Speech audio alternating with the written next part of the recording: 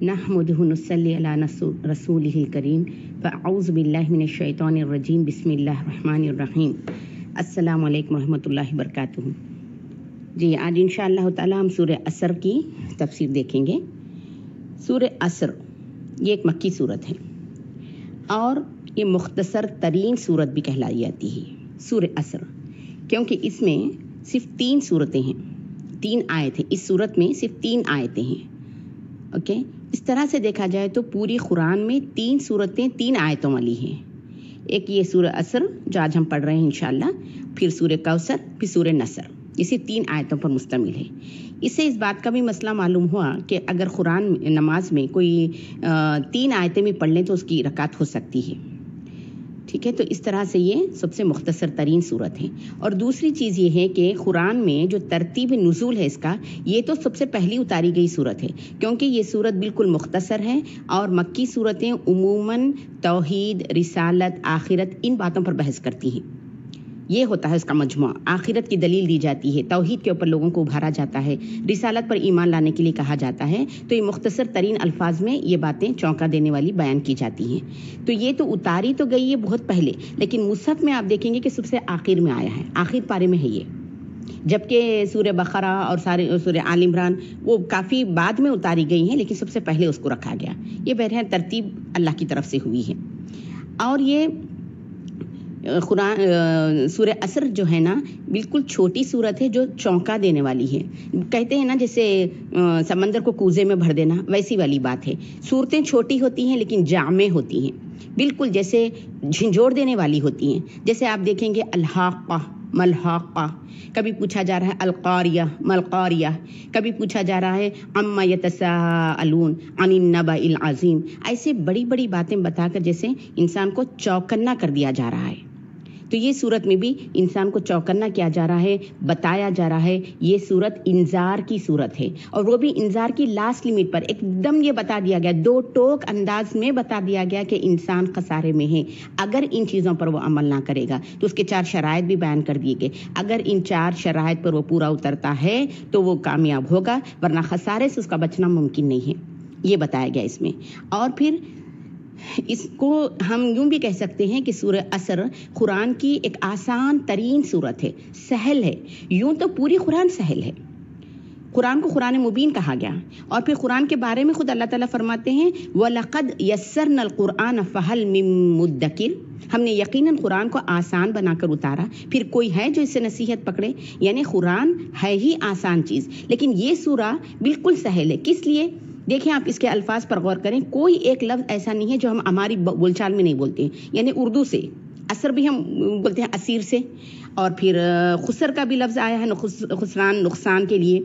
ईमान, अमल सालेह, व तवासो, वसीयत भी कहते हैं हम, हक़, सब्र, ये वो अल्फाज हैं जो हम उमूमन अपनी ज़बान में इस्तेमाल करते हैं। तो इस तरह से भी इस सूरे का तर्जुमा निहायत ही सहल और आसान है। और फिर ये सूरे को हम एक जामे तरीन सूरत भी कह सकते हैं कुरान हकीम की। वो किस तरह से? वैसे तो सूरह इखलास, सूरह फातिहा ये भी जामे तरीन सूरत है, लेकिन इस सूरे को भी, सूरह असर को भी जामे तरीन कहेंगे। वो इस तरह से कि अगर देखें कुरान को हम मुख्तलिफ हिस्सों में तकसीम करते हैं, अगर उसको 5 हिस्सों में तकसीम करें तो देखें सबसे पहले इसमें तारीख़ी मिसालें बयान की गई हैं। कुरान में आप देखते हैं कि गुजरे हुए वाक़यात और मिसालें बहुत बयान की गई हैं ताकि लोग इससे इबरत पकड़ें। तो आप वल असर का सूरा देखें, इसमें भी ज़माने की कसम खाकर बताया गया, यानी पिछले लोगों के गुजरे हुए हालात को कसम के उसमें ढालकर बोला कि उनके हालात पर थोड़ा गौर कर लो। तो तारीख़ी मिसालें दी गई हैं। इसके बाद में ईमान के ऊपर भी कहा गया है। आप देखें ये कि ईमान के ऊपर भी बात हो रही है, और इसमें भी ईमान का लफ्ज़ लाया गया। फिर अमल सालेह के बारे में कहा गया है कुरान में कि अमल करो। ईमान लाने के लिए तरगीब दी गई, किस पर ईमान लाना है बताया गया। फिर अमल सालेह की तरगीब दी गई, और इस सूरे में आपको ये भी नज़र आता है। फिर इसके बाद में पूरी कुरान दावत अल्लाह के काम के लिए बताई जाती है कि लोगों को किस तरह से दावत दें, और इस दावत देने पर जो मुश्किलात होंगे उस पर तुमको कैसे सब्र करना चाहिए। तो ये पूरे 5 बातें आप देखें इस छोटी सी सूरत में हैं। इस तरह से भी हम इसको कह सकते हैं कि ये एक जामे तरीन सूरत है। यही वजह है कि इमाम शाफी रहमतुल्लाह अलैह का क़ौल है कि उन्होंने कहा कि अगर सिर्फ लोग इस एक सूरत पर भी गौर कर लें तो इनकी हिदायत के लिए काफ़ी था। اور ایک جگہ ان کا قول ہے، وہ اس طرح سے کہتے ہیں کہ اگر قرآن میں سے صرف یہ ایک ہی صورت اتاری جاتی تو لوگوں کی ہدایت کے لیے کافی تھی۔ مطلب کیا؟ اگر کوئی بندہ پوری قرآن نہ بھی پڑھ سکے، نہ بھی سمجھ سکے، لیکن اگر ان آیتوں پر جو 3 آیتیں ہیں اس سورہ عصر کی، اس کو سمجھ جائے، اس کے اوپر عمل کرنے لگے تو یقیناً وہ فلاح پا لیا، دنیا اور آخرت کی کامیابی اس کے حصے میں آ جاتی ہے۔ یہ بات بتائی انہوں نے۔ تو دیکھیں اس طرح سے دیکھا گیا تو یہ مختصر ترین صورت بھی ہے، جامع ترین صورت بھی ہے، اور ایک دوسرے سے لنک ہے ان آیتوں کا۔ تینوں آیتیں ایک دوسرے پر ڈیپینڈ کرتی ہیں، اس طرح سے بھی یہ جامع ہیں، کیونکہ والعصر قسم کھائی گئی۔ کس کی قسم کھائی گئی؟ کیونکہ عموماً جب چیز کی قسم کھائی جاتی ہے تو اس کے بعد کوئی بات بولی جاتی ہے، تو پھر بتایا گیا کہ ان الانسان لفی خسر، یقیناً انسان خسارے میں ہے۔ تو کیا سارے انسان خسارے میں ہیں؟ نہیں، اللہ کا لفظ لایا گیا، کچھ مستثنا ہے اس میں سے۔ کون ہے وہ؟ تو پھر وہ بتایا گیا، یعنی پورے ڈیپینڈڈ ہے ایک اگرچہ کہ یہ 3 آیتیں ہیں لیکن جملہ ایک ہی، اگر ہم اس کو سمجھیں تو ایک جملے میں ہی پوری بات بیان کر دی گئی ہم کو۔ تو یہ اس طرح سے سورہ عصر اللہ تعالیٰ ہمارے سامنے بتاتا ہے۔ اس کی اتنی اہمیت تھی صحابہ کرام میں کہ نبی کریم صلی اللہ علیہ وسلم کے دور میں 2 صحابی، 2 آدمی جب تک ایک دوسرے کو سورہ عصر نہ سنا لیتے، ایک دوسرے سے جدا نہ ہوتے۔ اس سے آپ اہمیت کا اندازہ لگاتے ہیں کہ وہ کتنا تازہ کرتے تھے اپنے اس عمل کو۔ اور یقینی بات یہ ہے کہ جنت کا ویزا لگنے کے لیے ایک انسان کو ان 4 شرائط پر پورا اترنا ضروری ہے، بہت ضروری ہے۔ آج 1-2 ہی کریں گے اور 2 نہیں کریں گے تب بھی وہ جنت کا مستحق نہیں ہو سکتا، اس کو پورے ان 4 شرائط پر اترنا ہے، ورنہ وہ خسارے میں ہوگا۔ تو یہاں پر اللہ تعالیٰ قسم کھا کر کہتے ہیں والعصر، قسم ہے عصر کی۔ قسم و لفظ آیا ہے، یہ صرف قرآن میں یہ ایک ہی صورت میں نہیں ہے، آپ بے شمار صورتیں دیکھتی ہیں، والتین ہے، والضحیٰ ہے، اس طرح سے کئی صورتیں جس میں اللہ نے قسم کھائی ہے۔ اور آپ کو معلوم ہونا چاہیے اس کائنات کے بنانے والے کو یہ بات جچتی ہے کہ وہ قسم کھائے، ہم قسم نہیں کھا سکتے۔ لیکن اس کا یہ بھی مطلب نہیں ہے کہ اللہ تعالیٰ اگر کسی چیز کا قسم کھا لے تو اب وہ بہت احترام والی ہو گئی۔ اب ہمارے پاس وہی ہے والتین والزیتون، اب اس کی بہت احترام ہے، احترام نہیں کرنا نہیں کر رہے، لیکن اس کو بیونڈ دا لمٹ کر دیتے ہیں کہ وہ اس پر فاتحہ پڑھایا جا رہا، اس پر وہ، تو اس کے لیے نہیں اتاری گی۔ قسم دراصل کیوں کھائی جاتی ہے؟ کسی بات کی اہمیت کو اجاگر کرنے کے لیے۔ آگے جو بات بولی جا رہی ہے وہ بہت ہی اہم ترین چیز ہے، اہم بات بتائی جا رہی، یہ سمجھانے کے لیے قسم کھاتے ہیں، تاکید کے لیے قسم کھائی جاتی ہے۔ تو یہاں پر بھی اللہ تعالیٰ قسم کھا کر یہ بات بتا رہے ہیں والعصر، قسم ہے عصر کی۔ عصر کیا ہے؟ اب یہ نماز کا وقت بھی ہو سکتا ہے، کسی نے اس کی ترجمے میں یہ بھی کہا ہے، اور خاص طور پر نماز کا وقت میں بھی عصر کی نماز کا وقت، کیونکہ وہ آخری وقت ہوتا ہے۔ آج کل کے دور کی طرح نہیں ہے، پہلے لوگ مغرب کے بعد میں اندھیرا چھا جاتا تو جلدی سو جاتے، تو عصر ان کا پیک ٹائم ہوتا تھا پورے دن بھر کا، تو وہ جلدی سے اپنی دکانیں بند کرو، پھر ادھر نماز بھی پڑھنا ہوتا تھا، تو اس طرح سے عصر کا وقت ان کے لیے بہت ہلچل مچا دینا وقت والا وقت ہوتا تھا۔ اسی لیے قرآن مجید میں بھی فرمایا گیا ہے حافظوا علی الصلاۃ والصلاۃ الوسطی، نماز کی حفاظت کرو، خاص طور پر عصر کی نماز کی۔ عصر کی نماز کی چھوٹنے پر حدیث میں آئی ہے کہ اگر کسی کی نماز عصر چھوٹ جاتی ہے تو گویا وہ سب کچھ اس نے لٹا دیا، مال، دولت، اولاد، سب کچھ اس کی لٹ گئی، سمجھے، اتنی زیادہ اہمیت اس کی بتائی گئی ہے۔ تو یہ بھی ہو سکتا ہے نماز کے اس سے، یا پھر والعصر کا مطلب زمانے کو بھی کہا جاتا ہے، زمانہ، یا پھر آپ آسان الفاظ میں سمجھیں تو وقت کی قدر و قیمت بتائی جا رہی ہے۔ اور یہ جو زمانہ جو ہے نا وہ پاسٹ، پریزنٹ، فیوچر سب کو کور اپ کرتا ہے، یہ پیریڈ آف ٹائم۔ تو یہاں پر زمانے کی قسم کھا کر ہمیں سوچ اور بچار کی دعوت دی جا رہی ہے کہ تم سے پہلے جو لوگ گزرے ہیں ان کو بہت کچھ دیا تھا اللہ نے، جیسے آپ فرعون کی مثال لے لیں، قوم سمود، قوم عاد، قوم نوح، ان سب کو اللہ نے بہت کچھ دیا تھا، لیکن وہ قومیں بالآخر تباہ و برباد ہو گئی، کیونکہ انہوں نے ان 4 شرائط پر اپنی زندگیوں کو نہیں اتارا۔ دنیا کے لحاظ سے وہ قوی بھی تھے، دولت کے لحاظ سے بہت کچھ ان کو دیا گیا تھا، لیکن چونکہ یہ چیز نہیں تھی ان کے اندر، اس کے لیے ان کو کیا کہا گیا کہ یہ زمانے میں نقصان اٹھانے والے ہیں۔ تو یہ زمانہ بتا کر ہم کو ایک طرح سے دعوت دی جا رہی ہے کہ غور و فکر کرو کہ کس طرح سے تباہ برباد ہوئے۔ یہ جو عصر جو وقت ہے نا، دراصل یہی ہماری اصل دولت ہے۔ وقت ایک قیمتی ترین دولت ہے، کیونکہ انسان کو زندگی صرف ایک مرتبہ ملتی ہے، تو اس وقت کا اگر ہم صحیح استعمال کر لیں تو پھر سمجھو کہ آگے کی زندگی میں کامیاب ہوں گے۔ ایک ایک لمحہ قیمتی ہے، اسی لیے امام زاری رحمۃ اللہ علیہ فرماتے ہیں کہ میں نے اس سورے کی تشریح ایک برف بیچنے والے شخص سے سیکھا، وہ آواز لگا رہا تھا کہ لوگوں رحم کرو مجھ پر اور میرے سرمایہ کو خرید لو. ظاہر سی بات ہے اگر برف بر وقت نہیں خریدا گیا تو وہ گھل جائے گا، پھر سارا نقصان ہوگا. اس کے لیے وہ آواز لگا رہا تھا. تو انہوں نے کہا کہ اس کو دیکھ کر مجھے والعصر کی صورت سمجھ میں آئی ہے کہ ہمارا بھی وقت لمحہ بلمحہ گزرتے جا رہا ہے. یعنی 1 منٹ اگر ہم گزار رہے ہیں اس کا مطلب ہم موت سے 1 منٹ قریب ہوتے جا رہے ہیں. وقت تیزی کے ساتھ گزرتا جا رہا ہے. یہ وقت ہی ہمارا قیمتی ہے. اسی وقت کے اوپر ہی ہم کو پوچھو گی. آپ کو معلوم ہے اللہ تعالیٰ نے قرآن مجید میں ہم کو بتا دیا ہے کہ 3 سوالات ہوں گے خبر میں، من ربک، من رسولک، من دینک، یہ ہو گیا. اس کے بعد میں پھر 5 سوال ہوں گے جو قیامت میں ہر انسان کو دینا ہے. حدیث میں آتا ہے کہ انسان کے دونوں پیر اس جگہ سے ہل نہیں سکیں گے جب تک کہ ان 5 باتوں کا جواب نہ دے دیں. اس میں یہ ہوگا سوال پہلے کہ تم نے عمر کن کاموں میں لگائی. اس کے بعد اہم ترین سوال ہوگا کہ پھر جوانی کہاں تم نے گزاری. 2 یہ سوال ہے، دوسرے 3 دوسرے ہیں. یعنی پورے 8 سوالوں کے آپ کو بتا دیا گیا ہے کہ کیا سوال آپ سے پوچھا جائے گا. تو سب سے پہلی بات یہ پوچھیں گے کہ میں نے تم کو اتنی عمر دی تھی تو تم نے اس عمر میں کیا کیا. اور جوانی کے بارے میں بھی کہا جائے گا، پوچھا جائے گا، کیونکہ جوانی ایک ایسی طاقت اور قوت والی چیز ہے کہ اس میں آپ جو چاہیں وہ کر سکتے ہیں. بڑھاپے میں انسان سے تصور کر سکتا ہے کہ میں یہ کروں لیکن وہ کر نہیں پاتا. اس لیے جوانی کی عبادت پسند ہے. یہ ایک حدیث بھی مجھے بہت اچھی لگتی ہے جس میں اللہ تعالیٰ فرماتے ہیں کہ مجھے 2 خطرے بہت پسند ہیں. ایک وہ خون کا خطرہ جو اللہ کی راہ میں نکلے، ایک وہ آنکھ کا آنسو جو اللہ کی یاد میں نکلے. اور پھر اللہ تعالیٰ جوانی کی عبادت کو بہت پسند کرتے ہیں. اور جو بندہ جوانی میں عبادت کرتا ہے اور بڑھاپے میں کسی وجہ سے نہ کر پائے تب بھی اللہ تعالیٰ فرشتوں سے کہتے ہیں کہ اس کو سارے اعمال جوانی کے اس میں لکھتے چلے جاؤ اعمال میں. تو فرشتے کہیں گے اللہ تعالیٰ وہ تو بوڑھا ہو گیا، اب تو کچھ نہیں کر رہا. تو بولے بڑھاپا کس نے دیا؟ اگر وہ بیمار ہو گیا تو اللہ تعالیٰ پوچھیں گے کہ اس کو بیمار کس نے کیا؟ اگر وہ نہیں کرتا تو کیا تم نے نہیں دیکھا تھا کہ جوانی میں کیسی عبادت کرتا تھا؟ یعنی اللہ فخر محسوس کریں گے اپنے بندے پر. تو یہ 2 باتیں یعنی 40% تو آپ کو صرف وقت کے بارے میں پوچھو گی. اسی لیے بتایا جاتا ہے نا قرآن میں کہ جب کافر اچھے عمل کر نہیں مرے گا، جب دیکھ لے گا کہ دوزخ قائم ہو گئی ہے، جنت قائم ہو گئی، قیامت قائم ہو گئی، تو اس وقت وہ ریکویسٹ کرے گا اللہ تعالیٰ سے کہ اللہ مجھے دنیا میں دوبارہ بھیج تاکہ میں وہ عمل کروں جو اب تک نہیں کرا تھا. وہ یہ نہیں کہے گا کہ مجھے گھر دے دے دنیا میں دوبارہ میں دیکھ کر آؤں اس کو، یا گاڑی دے دے یا بینک بیلنس دے دے. یہ نہیں پوچھے گا. وہ جو پوچھے گا تو کیا پوچھے گا؟ وقت مجھے دوبارہ لوٹا دے. لیکن ایسا ممکن نہیں ہوگا کیونکہ اثر کا ایک اور معنی اسیر سے بھی نکلا ہے. اسیر کیا مطلب؟ جوس ہے نا، کسی چیز کا نچوڑ لینا. جیسے پھلوں سے رس نکال لیا جاتا ہے تو دوبارہ اس میں نہیں ڈالا جا سکتا. جانور کے تھن سے دودھ نکال لے تو دوبارہ تھن میں نہیں ڈالا جا سکتا.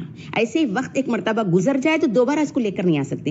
وقت ہی ایک ایسی دولت ہے جو دوبارہ حاصل نہیں کی جا سکتی. دنیا کی دوسری چیزوں میں اگر خدا نخواستہ کسی بزنس میں اس میں خسارہ ہو جائے تو نیکسٹ ٹائم وہ اوور کم کر لے سکتا ہے. گھر بار جل گیا خدا نخواستہ، دوبارہ تعمیر کر لے سکتا ہے. کوئی چیز کھو دے تو وہ دوبارہ اس کی ہمسر کوئی اور چیز حاصل کر لے سکتا ہے. لیکن وقت ایک ایسی چیز ہے ایک مرتبہ چلے جائے اس کو دوبارہ آپ حاصل نہیں کر سکتے. اسی لیے اللہ تعالیٰ نے وقت کی اتنی قدر بتائی ہے. جس قوم کو اتنی قدر کے ساتھ یہ بتائی جا رہی ہے، بڑے افسوس کے ساتھ ہم دیکھتے ہیں کہ آج سب سے زیادہ وقت کی ناقدری کرنے والے بھی ہم ہی ہیں. دولت میں مال اور دولت کی ہم بڑی حفاظت کرتے ہیں کہ وہ ختم نہ ہو جائے، اور خدا نخواستہ کسی وجہ سے خسارہ ہو جاتا ہے، نقصان ہو جاتا ہے تو انتہا درجے کا ہم کو غم ہوتا ہے کہ بے پیسہ چلے گیا. لیکن جو وقت ہمارے لیے قیمتی چیز ہے اس کے ضائع کرنے پر ہمیں کوئی اثر نہیں ہوتا، کوئی احساس ضیاع ہی نہیں ہے. اتنی زندگی ہم نے گزار دی. اگر ہم سوچیں تو کیا ہم نے پازیٹیو کام کیا اپنی زندگی میں؟ کھانا پینا تو ہر کوئی کرتا ہے، بس یہ گھر بار وہ جو عمومی طور پر ہر انسان کرتا ہے وہی کیے. ہم نے آخرت کے لحاظ سے کیا تیاری کی؟ نہ اس کو ہم سوچنا چاہتے ہیں اور اس کے وقت کے چلے جانے پر کوئی افسوس ہی کرنا چاہتے ہیں. لیکن ابھی بھی تلافی کا وقت ہے. اللہ نے جو وقت اور مہلت دی ہے اس کو ابھی بھی ہم عزم مصمم کر لیں کہ ہم اس کو صحیح راہ میں استعمال کریں. وقت ایک ایسی چیز ہے کہ اگر آپ اس کو استعمال کریں تب بھی وہ استعمال میں آئے گا، نہیں تو وہ ضائع چلا جائے گا. اور استعمال میں بھی 2 چیزیں ہیں، یا تو آپ اچھے کاموں میں استعمال کریں یا تو آپ اس کو برے کاموں میں استعمال کریں. اب انسان کو دیکھنا چاہیے کہ وہ کیسے کاموں میں اپنے وقت کو بتاتا ہے. آج کی نوجوان نسل کو ہم دیکھتے ہیں بس وہ فیشن پرستی میں، کھیل کود میں، لہو لعب میں، جس بالکل بے فکر کی زندگی کے دیکھا جائے گا جب مریں گے دیکھا جائے گا والی کیفیت ہے. حالانکہ آج آپ دیکھ رہے ہیں کس تیزی سے لوگوں کو موت آ رہی ہے. پہلے تو ہم سنتے تھے کہ بڑا بوڑھا ہو گیا تو مر گیا، لیکن آج ویسے نہیں ہے. کل تک آپ بات کریں گے، کچھ منٹوں کے بعد پتہ چل گیا کہ ان کا انتقال ہو گیا. ہم ایسے دور میں داخل ہو گئے ہیں جہاں زندگی کی کوئی ضمانت نہیں دی جا سکتی، اور ہم کو سوال جواب بھی بتا دیے گئے ہیں، اور پھر اس سورے میں تنبیہ کر رہے ہیں تو اس کو کس طرح سے اس نظار سے اپنے آپ کو بچا سکتے ہیں اس کا سلیوشن بھی دے رہے ہیں. اس سے بہترین کتاب کہیں آپ کو نظر آتی ہے جہاں پر سوال بھی ہو پھر ساتھ میں جواب بھی ہو، اس کے باوجود بھی نعوذ باللہ انسان کامیاب نہ ہو اور کفر کی راہ پہ چلے اور پھر جہنم کا وہ ہو جائے. تو پھر کیسے ممکن ہے کہ اللہ تعالیٰ اس کو دوبارہ دنیا میں بھیجائیں گے ایسے عمل کرنے کے لیے؟ کیونکہ اس کو دنیا میں بہت اچھے طریقے سے سمجھا دیا گیا، ہماری زندگی کا مقصد کیا ہے ہم کو بتا دیا گیا، ہم یہاں پر کیوں پیدا کر کے بھیجائے گئے ہیں، صرف اور صرف عبادت کے لیے. ہمارا زندگی کا مقصد عبادت ہے. اس کو زندگی گزارنے کے لیے دوسرے چیزوں کی ضرورت پڑتی ہے ہم کو، لیکن مین پرپز ہمارا دوسری چیزیں نہیں ہیں. تو ہمارا فوکس کس پہ ہونا چاہیے؟ مین عبادت پر ہونا چاہیے. ہماری زندگی سے ہم کچھ کما کر جائیں. اور یہ بات سمجھ گئے تھے صحابہ کرام. یہی وجہ تھی کہ ان کو دنیا کی دولت کی کوئی فکر نہیں تھی. ان کے لیے اصل کامیابی کیا تھی معلوم ہے؟ ان 4 چیزوں پر عمل کر لینا جو آگے کی شرائط بتائے گئے ہیں. ان چیزوں پر عمل کر لیں تو وہ اپنی جگہ سمجھتے تھے کہ واقعی انہوں نے کچھ کر لیا ہے، کچھ جما لیا ہے اپنے لیے. یہ ان کی سوچ تھی، اور یوں ہی ہونا چاہیے. جو انسان اس بات کو سمجھ لے دراصل وہی کامیاب ہے. جو سمجھے کہ دنیا میں دولت کمانا کامیابی ہے، دنیا میں عزت اور شہرت کامیابی ہے، تو یہ بڑی بھول ہے. یہ اسی چند روزہ بات ہے. جیسے ہی اب مر جائیں گے، بہت ہی 1-2 سال کو یاد کرے گا، اس کے بعد میں بات ختم. کام آنے والی چیز کیا ہوگی پھر آپ کو؟ یہ وقت کا آپ نے کیسے صحیح استعمال کیا تھا اور کیسے استعمال کرنا، وہ 4 شرائط میں اللہ نے ہم کو بتایا ہے. تو کیا ہے؟ والعصر، زمانے کی قسم کھائی. زمانے کی قسم کھا کر یہ بات اللہ تعالیٰ بول رہے ہیں. یعنی اتنی ٹھوس انداز میں بات بتائی جا رہی ہے کہ یہ بالکل حقیقت پہ مبنی یہ بات ہے. یہ ہے کہ آپ کو کرنا ہے کیا ہے؟ ان الانسان لفی خسر. کیا سمجھا رہے ہیں اللہ تعالیٰ یہاں پر؟ کہ بے شک انسان، ان الانسان لفی خسر، یقیناً انسان خسر، نقصان اٹھانے والوں میں سے ہے. اننا، بے شک، یعنی بے شک کسی طرح سے بھی انسان نقصان میں ہے بتایا گیا. سارے انسان بتایا گیا، سارے انسان، صرف ایک نہیں. یہاں پر بوڑھا، بچہ یا مرد، عورت، امیر، غریب، اس کی تخصیص نہیں کی گئی، بلکہ جو بتایا گیا سارے انسان خسارے میں ہیں. خسارہ کس کو کہتے ہیں؟ خسارہ دراصل نقصان کو کہتے ہیں.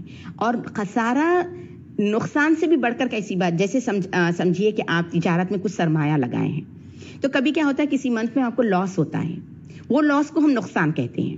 لیکن خسارہ کس کو کہتے ہیں؟ جس میں آپ کا اصل سرمایہ بھی ڈوب جائے، یہ خسارہ ہے، یعنی نقصان کی انتہا. تو یہاں پر یہ بتایا گیا ہے کہ انسان سخت ترین خسارے میں ہے. یعنی یہ عمر کا جو وقت اس کو دیا گیا تھا، اگر وہ اس کا صحیح استعمال نہ کرے تو یہی وقت اس کے لیے بھی چیلنج بن جائے گا، کیونکہ وہ اس کا غلط استعمال بھی تو کرے گا. اس بارے میں پھر اس کو پوچھو گی. تو بتایا گیا کہ یقیناً سارے انسان خسارہ اٹھانے والوں میں سے ہیں. کون لوگ اس سے بچ سکتا ہے؟ اب بچنے کی کیا صورت ہے؟ ڈرا تو دیا گیا یہاں پر کہ سارے انسان نقصان میں ہیں. اس کے بعد میں پھر نکلنے کی راہ بھی بتائی. ایسا نہیں کہ اتنا ڈرا کر چھوڑ دیے، بات یہاں پر مکمل کر دیے، سورہ ختم ہو گیا. نہیں، یہاں پر سمجھایا جا رہا کہ اس نقصان سے بچنے کی ایک صورت ہے. کیا ہے وہ؟ ان 4 شرائط پر عمل کر لیں. کیا ہے وہ شرائط؟ سب سے پہلے دیکھیں، الا الذین آمنوا، سوائے وہ لوگوں کے جو ایمان لائے. الا مستثنیٰ ہے، وہ لوگ ہی اس خسارے سے بچ پائیں گے جو سب سے پہلی بات ایمان لائیں. ایمان کس کو کہتے ہیں؟ ایمان امن سے ہے، جس میں یقین، اعتماد، اعتقاد یہ ہونا چاہیے.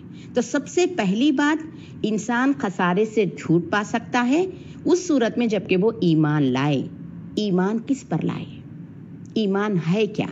اس کو سمجھانے کے لیے آپ نے جبرائیل علیہ السلام کی وہ حدیث سنی ہوگی جس میں اللہ کے نبی صلی اللہ علیہ وسلم کے پاس آ کر وہ پوچھتے ہیں کہ ایمان کیا ہے، اور ہم ایمان مفصل میں دیکھتے ہیں اس کو. سب سے پہلے ہے ایمان باللہ، اللہ پر ایمان لانا. اور پھر یہ اللہ پر ایمان لانا کس طرح کے معنوں میں ہوا؟ یعنی اللہ کو ایک ماننا، خالی اس کے وجود کو مان لینا اللہ ایک ہے کافی نہیں ہے. اس کو اس حیثیت سے ماننا کہ وہی اللہ ہے، اس میں کوئی اور شریک نہیں ہے.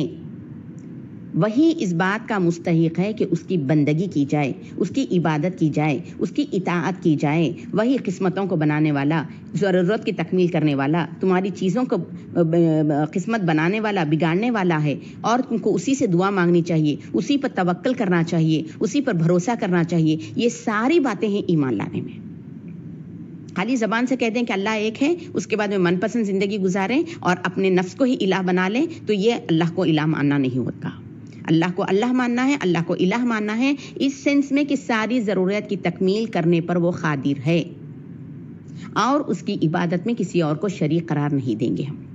یہ ہے اللہ پر ایمان لانا، ایمان باللہ۔ پھر اس کے بعد میں دوسری بات کیا ہے؟ ایمان لانا ہے رسولوں پر، یعنی ہمیں یہ بات یقین کر لینا چاہیے کہ جو رسول ہم تک شریعت کے ذریعے پہنچائے ہیں یہ برحق ہے، اس پر ایمان لانا ضروری ہے، جیسے بولا گیا ویسے ہی کرنا ضروری ہے۔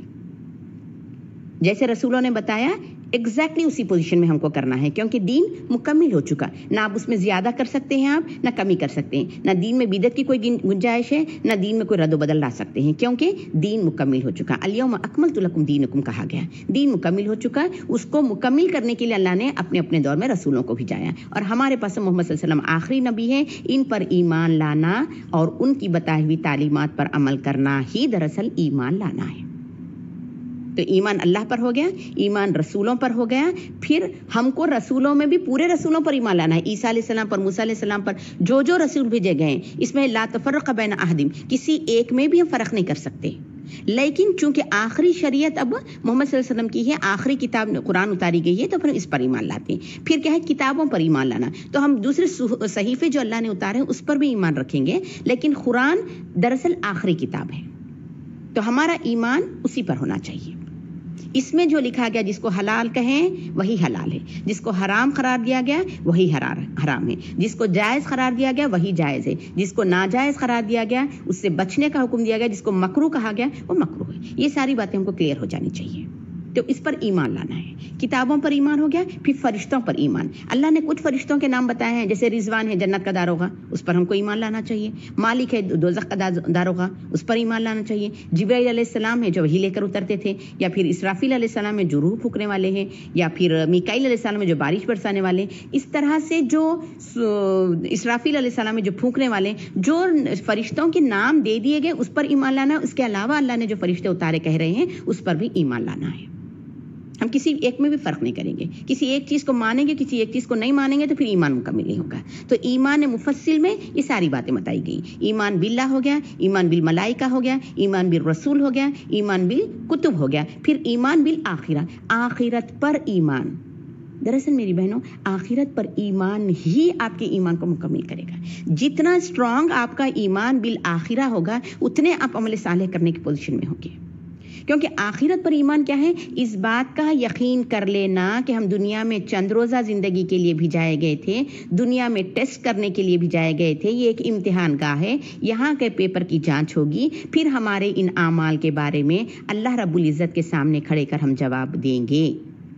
ایک دن قائم ہوگا جو قیامت کا کہلائے گا، دنیا کا بعد میں ایک اور زندگی ہے جو آخرت ہے۔ یہ یقین کامل ہو جائے تو پھر سب چیز کی درستگی ممکن ہے، اور یہ جتنا اسٹرانگ یقین ہوگا اتنا ہوگا۔ صحابہ کرام کا یہی عمل تھا، جب ان سے کہہ دیتے کہ بھئی تم اللہ کی راہ میں خرچ کرو، جب تک تم اللہ کی راہ میں خرچ اچھی پسندیدہ چیز نہیں کرو گے اللہ کے محبوب نہیں بن سکتے تھے، تو ان کو آخرت پر اتنا یقین تھا، جیسے اب میں کہوں کہ یہ اس وقت پہ 11:30 ہونے آ رہے ہیں، تو جیسے یقین والی بات ہے نا، ویسے ہی ان لوگوں کو یقین تھا، تو وہ فوراً کر دیتے اللہ کی راہ میں قربان۔ تو یہ یقینی کیفیت پیدا ہونا بہت ضروری ہے۔ ساری چیزوں کی درستگی ہے نا آخرت کے یقین کے اوپر ہے۔ جتنا یقین ہمارا کمزور ہوگا اتنا ہم دین سے دور ہوتے جائیں گے۔ دیکھا جائے گا مرنے کے بعد کی بات ہے، ابھی سے کیا ہے، ابھی تو زندگی انجوائے کرنے کا وقت ہے۔ یہ ساری بیکار کی باتیں کب پیدا ہوتی ہیں؟ جب ہم کو آخرت پہ یقین نہ ہو۔ لیکن کسی بندے کو آخرت پر ٹھوس انداز میں یقین ہو تو پھر وہ یقیناً اپنے لیے کچھ آخرت کی تیاری ضرور کر لے گا۔ اور آپ کو معلوم ہونا چاہیے وہاں پر عبدالآباد کے لیے ہم کو جانا ہے، ہمیشہ کے لیے جانا ہے۔ ایک مرتبہ یہ دنیا آپ چھوڑ دیں گے نا، دوبارہ آپ کو یہاں پر آنا نہیں ہے۔ وہ قیامت کب آئے گی؟ وہ تو آئے گی جب آئے گی، لیکن آپ کا مرنا خود قیامت ہو جائے گا۔ آپ جس روز مرے وہ روز آپ کا قیامت کا ہوگا، آپ کا اعمال ختم۔ تو آپ کو ہمیشہ کی زندگی کی فکر کرنا چاہیے. اور دراصل عقل مند وہی ہے جو ہمیشہ رہنے والی زندگی کی فکر کرے. یہ تو بیوقوف ہے جو آخرت پر یقین نہ رکھتا ہو اور دنیا کو ایسے ہی کر گزار لیتا ہو.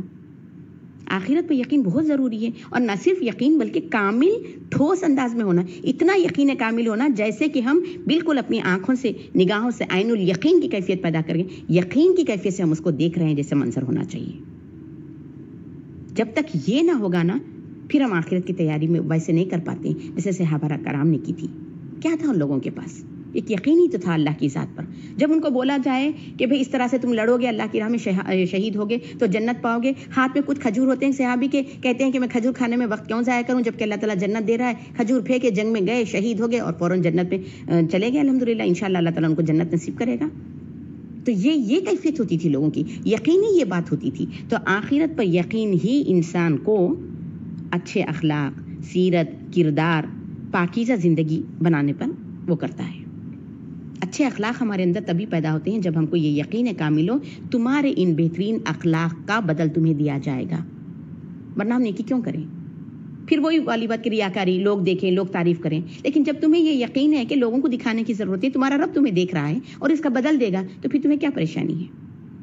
پھر یہ ریاکاری والی بات نہیں ہوگی. ہمارے اخلاق درست کیوں ہوں گے؟ ہمارے اخلاق کیا ہے؟ لوگوں کی حد تک سامنے. پھر وہی اپنے گھر میں، خاندان میں شوہر، بیوی، بچے، جو ہمارا نمونہ ہے آج، اس سے ظاہر ہو جاتا ہے کہ ہم صرف ریاکاری کے طور پر اخلاق نبھاتے ہیں. لیکن یہ یقین کامل ہو کہ اللہ اس کا بدل دے گا، اتنا یقین ہو تمہیں اس بات پر، تو تم ہمیشہ کے لیے اچھے اخلاق اپناؤ گی. پھر تو بہرحال یہ اخلاق، کردار، یہ ساری چیزوں میں فرق لانا ہے تو آخرت پر یقین ہونا ضروری ہے انسان کا. اور پھر تقدیر پر یقین، اچھا اور برا اللہ کی طرف سے ہوگا. تو یہ پورے چیزیں اگر ایمان کی ہوں گی تب جا کر انشاءاللہ انسان ہے نا یہ خسارے سے اپنے آپ کو بچا سکے گا. تو سب سے پہلی شرط کیا تھی؟ ایمان. اس کے بعد دوسری شرط کیا بتائی گئی یہاں پر؟ عمل صالح. صالح عمل کرنا، اچھا عمل کرنا. اور یہ یقینی بات ہے، جب کسی انسان کے ایمان اچھا ہو اس کا، تو لازمی طور پر اس کے اخلاق اچھے ہوں گے. گویا ایمان کا اچھا ہونا ایک طرح کا پھل دیتا ہے عمل صالح کی صورت میں. اس کو ایمان ہے اللہ کی ذات پر تو وہ نماز ظاہر بات ہے اچھا پڑھے گا. اس کو ایمان ہے اللہ کی ذات پر کہ اس کو جواب دہ ہونا ہے تو اچھے ہی کام کرے گا، برے کاموں سے سرزد ہی نہیں ہوں گے. ایمان میں کمزوری ہے تب برے کاموں کے ایکسپیکٹیشنز کیا جا سکتا ہے. ایمان مضبوط ہو تو لازماً تقاضا اس کا عمل صالح کی صورت میں نکلے گا. اس کے لیے بتایا گیا کہ ایمان لاؤ پھر عمل صالح کرو. اب ہمیں کیسے پتا چلے کہ عمل صالح کیا ہے؟ کیا چیز ہے عمل صالح؟ عمل صالح اس کی دو شروط ہیں. ایک تو اخلاص، صرف اور صرف اللہ کے لیے کیا جائے. دوسرا سنت کے مطابق کیا جائے. یہ دو چیزیں اگر اس میں ہوں تو وہ عمل صالح کہلائے گا. ورنہ بظاہر چاہے کتنا بھی خوشنما عمل کیا نہ ہو، وہ عمل صالح نہیں ہوگا. جیسے آپ نے کوئی کام کیا لیکن لوگوں کی دکھاوے کے لیے، وہ عمل صالح نہیں ہے. خود اللہ تعالیٰ فرماتے ہیں کہ اگر کوئی خاری خیرات کرتا ہے، اگر کوئی حاجی حج کرتا ہے، اگر کوئی درس دینے والا درس دیتا ہے اس نیت سے کہ لوگ ہماری واہ واہ کریں، تو اللہ کے پاس اس کا کوئی اجر نہیں ہے. کیونکہ اللہ تعالیٰ بہت اپنی اس بارے میں پرٹیکولر ہیں کہ جو بھی کریں خالص اسی کے لیے کریں. خلوص کے ساتھ کیے جانے والے عمل کو ہی اللہ قبول کرتا ہے. تو اخلاص بہت بڑی شرط ہے. ہمارا جو بھی عمل ہوگا وہ ریاکاری سے پاک ہوگا اور صرف اللہ کی رضا کی خاطر ہو تو وہ عمل صالح کہلائے گا. دوسرا سنت نبی کے مطابق ہو. اگر سنت سے ہٹ کر ہو، بدعت کے طریقے پر ہو یا منمانی ہو تو پھر وہ عمل صالح نہیں کہلایا جائے گا. بظاہر دیکھنے میں کتنی بھی اچھی چیز کیوں نہ ہو، جیسے بدعتیں لوگ نکال لی ہیں، دیکھنے میں کیا لگتا ہے تو کیا ہوا، کیا بری چیز ہے اگر ہم اس طرح سے قرآن خوانی کر دیں یا فاتحہ پڑھا لیں تو اس میں کیا غلط چیز ہے. بات غلط اس لیے ہے کہ وہ سنت کے مطابق نہیں. اب جو کوئی سنت کے مطابق نہیں ہے تو وہ رد کر دیا جائے گا. فہو رد، بس وہ رد کر دیا جائے گا. تو عامل صالح کی شرط یہ ہے کہ وہ اخلاص ہو اس میں اور وہ سنت نبی کے مطابق ہو. تو یہ دو چیزیں ہوں گی تو یقیناً پھر انسان کامیابی اور فتح کے راستے پر چلے گا. اس کے بعد جو حکم دیا جا رہا وہ یہ ہے وَتَوَاصَوْا بِالْحَقِّ وَتَوَاصَوْا بِالصَّبْرِ. وہ وصیت کرے حق کی اور وصیت کرے صبر کی. دو چیزیں ایک ساتھ آئی ہیں. وصیت کس کو کہتے ہیں؟ وصیت دراصل نصیحت ہی ہے جو بار بار تاکید کے ساتھ کی جائے، اس کو ہم وصیت کہتے ہیں. عموماً ہم وصیت کب کہتے ہیں؟ جو مرنے والا جو کچھ کہہ کر مرتا ہے، کیونکہ ہم اس کو بڑی اہمیت کے ساتھ سنتے ہیں تو وہ وصیت کہلاتی ہے. وہ نصیحت کر رہا ہے کسی چیز کے بارے میں بول رہا ہے کہ یہ کرو، تو چونکہ اس کا آخری وقت ہے، اس کے آخری کلمات ہیں یہ، تو ہم اس کو دھیان کے ساتھ سنتے ہیں، تو یہ وصیت کہلاتی ہے۔ یا پھر وہ کوئی ڈاکیومنٹس وغیرہ دے دیں، اس کو بڑی حفاظت کے ساتھ رکھتے ہیں کہ یہ اس کی وصیت ہے۔ تو یہ وصیت دراصل کیا ہے؟ نصیحت ہے جو تاکید کے لیے کی جاتی ہے۔ تو ہم کو کیا کہا جا رہا ہے یہاں پر کہ تم وتواصوا بالحق اور وتواصوا بالصبر کا بھی کام کرنا ہوگا، یعنی ایمان لائیں، عمل صالح کریں۔ اس میں شخصیت کی بات ہوتی ہے، پرسنل چیزیں آتی ہیں اس میں، آپ کے اخلاق، آپ کے اطوار، آپ کے کردار، آپ کے افعال، یہ چیزیں ہوتی ہیں اپنے۔ اس کے بعد میں ایک مومن جب ان چیزوں پر پورا اترتا ہے تو اس کو دوسری ذمہ داری بھی عائد کر دی گئی ہے۔ وہ فرائض یہ ہیں کہ لوگوں کو بھی حق کی تلقین کرو، ایسے نہیں کہ خود ایمان لا لیں، عمل صالح کر لیں، اب اس بات سے بے فکرے ہو جائیں کہ دنیا کیا کر رہی ہے، باپ تو نماز پڑھ رہا ہے، بیٹے کی کوئی فکر نہیں ہے، ماں تو نماز پڑھتی ہے لیکن اولاد کی کوئی فکر نہیں ہے، تو ایسے نہیں کیا جا سکتا۔ فرائض میں ڈال دیا گیا ہے کہ یہ دو اور مزید کام کریں گے تبھی آپ کو جنت کا ویزا مل سکتا ہے، ورنہ دیکھا جائے صرف الا الذین آمنوا وعملوا الصالحات دو ہی چیزیں ہوتی تو بڑا آسان تھا، انسان اپنی جگہ کر لے سکتا تھا پرسنلی، لیکن لوگوں کو بھی تلقین کرنے کے لیے کہا گیا۔ اور ویسے دیکھا گیا تو ہمارا جو دین ہے، الدین النصیحہ، دین ہے ہی خیر خواہی کا نام، اور یہ ممکن نہیں ہے کہ ایک بندہ مومن ہو، اپنے آپ کو دوزخ سے بچاتا ہو اور اپنے ساتھ والے لوگوں کی کوئی فکر نہ کرے۔ مومن کا یہ حال نہیں ہوتا۔ مومن تو وہ ہوتا ہے جو خود بھی اچھائی کے راستے پہ چلتا ہے اور دوسروں کو بھی اچھائی کے راستے پہ لے آتا ہے، یہ خوبی ہوتی ہے اس کے اندر۔ تو اس کے لیے ہم کو حکم دیا جا رہا ہے کہ تم لوگوں کو حق بات کی وصیت کرو، حق بات ان کو سمجھاؤ۔ اور آپ کو معلوم ہے حق کیا ہے، کس بات کی تلقین کرنا ہے ان کو؟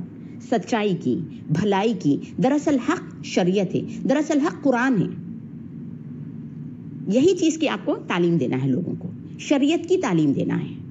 اور واقعی یہ بات ہے کہ جب آپ حق بتائیں گے لوگوں کو تو حق ایک کڑوی چیز ہوتی ہے، کڑوا سچ ہوتا ہے جس کو لوگ بآسانی قبول نہیں کرتے۔ تو اس حق کو پھیلانے میں جو مشکلات آپ کو پیش آئیں گے، جو مصیبتیں آپ کو جھیلنا پڑیں گی، جھیلنا پڑے گا، صبر کرنا پڑے گا، اس کے لیے اللہ تعالیٰ حکم دیتے ہیں وَصَابِرُوا وَرَابِطُوا، صبر کرو، جمے رہو۔ کیونکہ اس حق کو پھیلانے میں یقیناً دشواری کا سامنا آپ کو کرنا ہے۔ تو یہ حق کہنے کے لیے بھی کیا ہے، پہلے حق کرنا پڑے گا۔ خود حق پر عمل کریں گے تو بولنا آسان ہوگا۔ تو کیا بتایا گیا؟ ایمان لاؤ، عمل صالح کرو، پھر لوگوں کو حق کی تلقین کرو، اس کے بعد اس حق کو کرنے میں جو مشکلات آئیں اس پر صبر کرو، صبر کرو۔ یہ اس کریں گے، یہ 4 کام کریں گے تو پھر تمہارے لیے جنت، اس کو حاصل کرنا تمہارے لیے آسان ہوگا، بتایا گیا ہے۔ اور یہ جو عمل صالح بھی بتایا گیا ہے اس میں بھی درجات ہیں، اور جو حق بتائے ہیں اللہ تعالیٰ اس میں بھی 2 حقوق بتائے ہیں، ایک حقوق اللہ بتائے ہیں، ایک حقوق العباد بتائے ہیں۔ حق بندوں کا بتایا گیا، حق اللہ کا بتایا گیا۔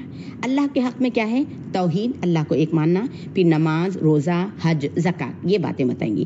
بندوں کے حقوق کو بڑا واسط بتایا گیا، بندوں کے حقوق میں سب سے پہلا حق ماں باپ کا بتایا گیا، پھر بیوی بچے، اولاد، پھر پڑوسی، پھر دوست احباب، پھر انسانوں سے ہٹ کر جانوروں کے حقوق، پھر اس سے ہٹ کر پھر پودوں کے اس کے حقوق، ماحولیات کے، یہ ساری چیزوں کے پھر حق بتایا گیا۔ ان سارے حقوق کو خود بھی ادا کرنا ہے اور جیسے بتایا گیا ہے اس طریقے پر اس حق کو ادا کرنا ہے، اس کی وصیت کر جانا ہے۔ تو کیا بتایا گیا ہم کو؟ صرف خود پڑھ کر پڑھا کر مت بیٹھو، بلکہ یہ فرض بھی ادا کرو۔ اس سے معلوم ہوا کہ امر بالمعروف اور نہی عن المنکر کا کام کرنا بھی ہمارے فرائض میں شامل ہے۔ اور ویسے بھی اب چونکہ آخری نبی کریم صلی اللہ علیہ وسلم آ کر گزر چکے، اب کوئی اور آخری نبی آنے والے نہیں ہیں، ایک اور آخری امت بننے والی نہیں ہے، اور کوئی آخری قرآن کتاب نہیں اترنے والی ہے، تو یہ ذمہ داری جو لوگوں کو حق پہنچانے کی ہے وہ ہمارے کندھوں پہ ڈال دی گئی،